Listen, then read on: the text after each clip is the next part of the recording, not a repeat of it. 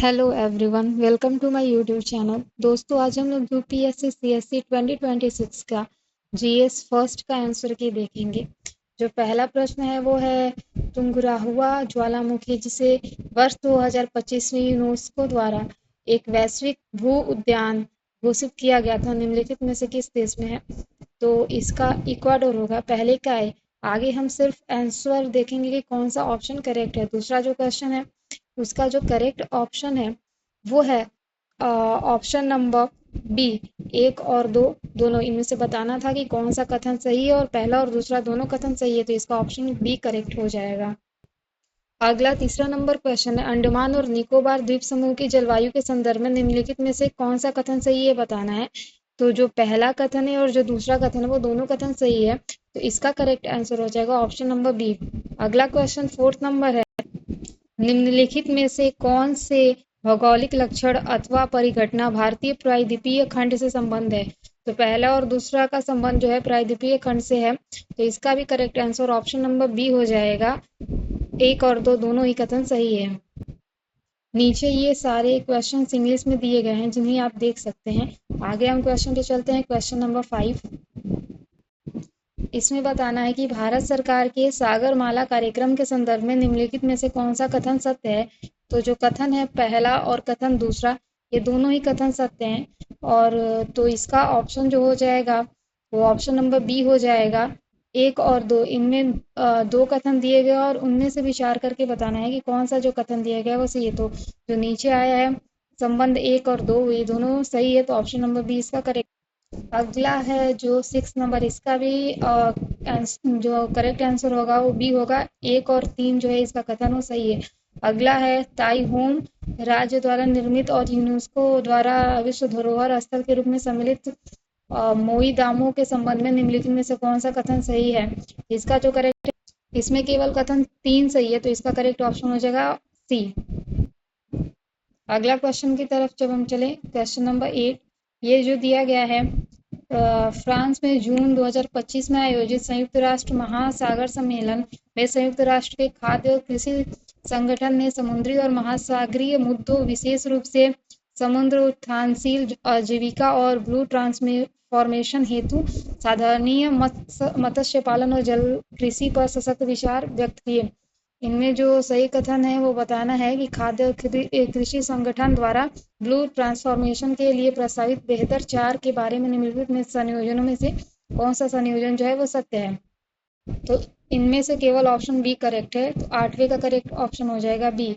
अगला है, तुर्काना झील के संबंध में निम्नलिखित में से कौन सा कथन सत्य है? तो इनमें केवल कथन पहला और तीसरा सही है, तो इसका ऑप्शन नंबर बी हो जाएगा। 10वां जो है, कौन निम्नलिखित में से कौन सी भारत में प्रथम प्लान वीवो प्रमाणित वनो उन्मूलन और वन निम्नीकरण से होने वाले उत्सर्जन का न्यूनीकरण परियोजना है? इनमें जो है ऑप्शन नंबर सी 10वें का करेक्ट आंसर है। अगला 11 नंबर क्वेश्चन, जलवायु परिवर्तन पर भारत की अनुक्रिया के संदर्भ में निम्नलिखित कथनों पर विचार करिए। इसका करेक्ट ऑप्शन होगा ऑप्शन नंबर बी। क्वेश्चन की तरफ चलते हैं। अगला क्वेश्चन 12 नंबर है, वेस्टर्न ब्लॉक गिब्बनों के संदर्भ में निम्नलिखित में से कौन सा कथन सत्य है?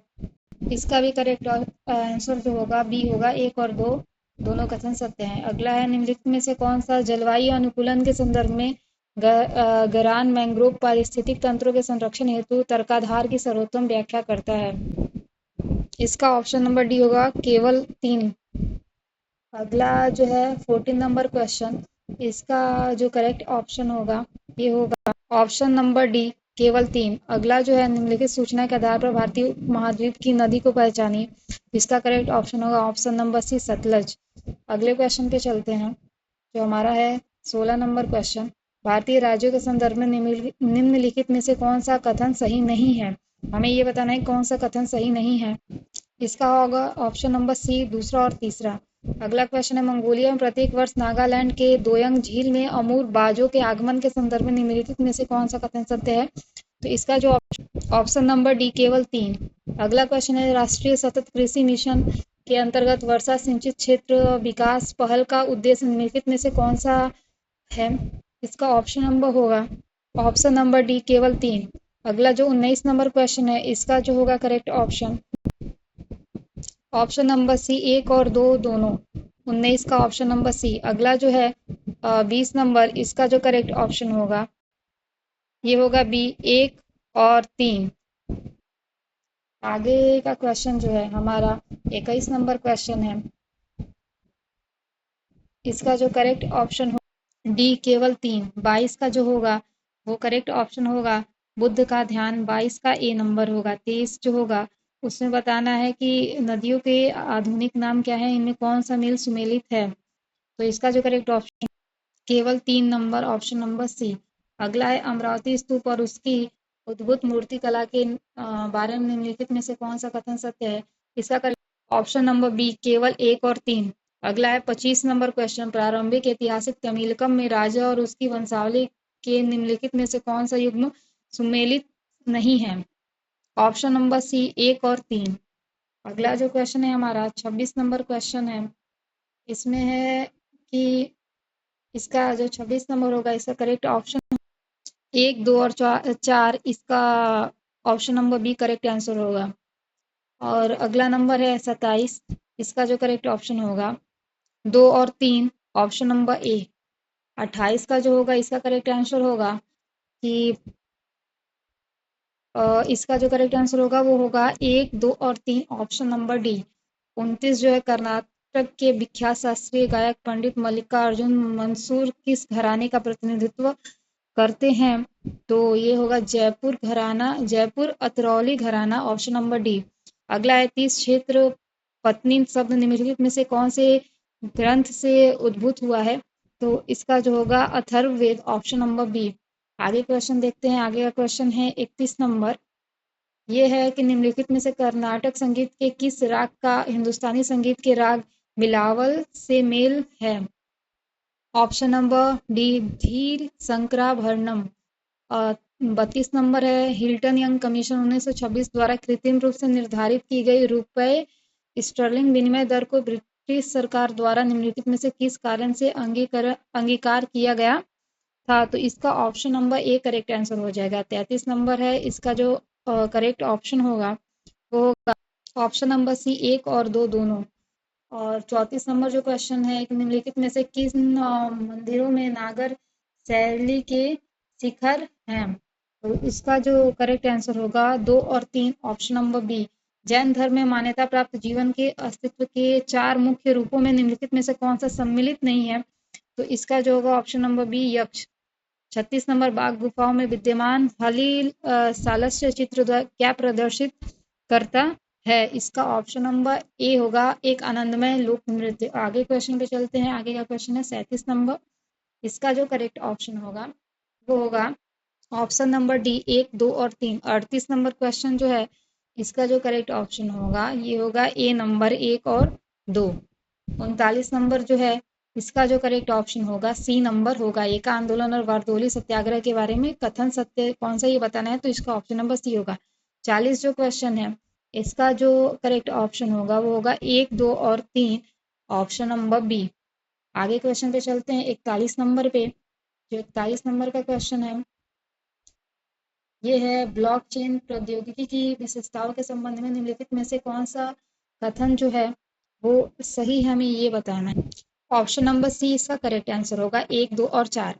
42 नंबर है एक ई वाणिज्य रेवेन्यू मॉडल जहां विक्रेता के पास कीमत निर्धारण पर नियंत्रण तो है किंतु विक्रेता उत्पादों का स्टॉक नहीं रखता है और इसके बदले किसी अन्य पक्षकार आपूर्तिकर्ता को ग्राहक के ऑर्डर और लदान संबंधी विवरण भेजता है जो आगे सीधे ग्राहक को सामान भेज देता है। इस मॉडल को क्या कहते हैं, हमें ये बताना है।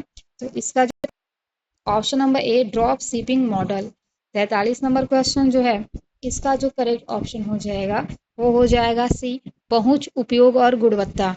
आगे का जो 44 नंबर क्वेश्चन है उसका जो करेक्ट ऑप्शन हो जाएगा ऑप्शन नंबर सी, सभी नेटवर्कों के बीच अंतर संचालनीयता को समर्थ बनाकर बड़े ई वाणिज्य प्लेटफॉर्मों के प्रभुत्व को समाप्त करना। अगला जो 45 नंबर क्वेश्चन है ये एकीकृत भुगतान इंटरफेस यूपीआई और केंद्रीय बैंक डिजिटल मुद्रा के बारे में निम्नलिखित में से कौन सा कथन सत्य नहीं है, हमें ये बताना है। इसका होगा ऑप्शन नंबर डी। 46 नंबर जो क्वेश्चन है उसका जो करेक्ट ऑप्शन हो जाएगा वो ऑप्शन नंबर ए हो जाएगा, 1, 2 और 3। आगे क्वेश्चन पे चलते हैं। 47 नंबर क्वेश्चन पे, एक बॉन्ड जिसके आगम का उपयोग केवल पर्यावरणीय और सामाजिक परियोजनाओं दोनों के एक संयोजन के वित्त पोषण अथवा पुनर्वित्त पोषण के लिए किया जाता है, उसे क्या कहते हैं? उसका ऑप्शन नंबर सी होगा साधारणीयता बॉन्ड। 48 नंबर जो क्वेश्चन है, इसका जो करेक्ट ऑप्शन हो जाएगा ऑप्शन नंबर बी केवल 2। और अगला जो है 49 नंबर क्वेश्चन, इसका हो जाएगा ऑप्शन नंबर बी। इसका जो क्वेश्चन था, निम्नलिखित में से कौन सा राजकोषीय नीति के संदर्भ में निजी निवेश के बहिर्गमन का प्रभाव का सर्वोत्तम वर्णन करता है? ऑप्शन नंबर बी, एक ऐसी स्थिति जहां सरकारी उधार के परिणाम स्वरूप ब्याज दरें उच्च हो जाती हैं जिससे निजी निवेश घट जाता है। अगला है 50 नंबर क्वेश्चन, इसका जो करेक्ट ऑप्शन हो जाएगा होगा केवल 1 और 3, ऑप्शन नंबर ए। आगे का जो बचा हुआ 50 क्वेश्चन है हम नेक्स्ट वीडियो में करेंगे।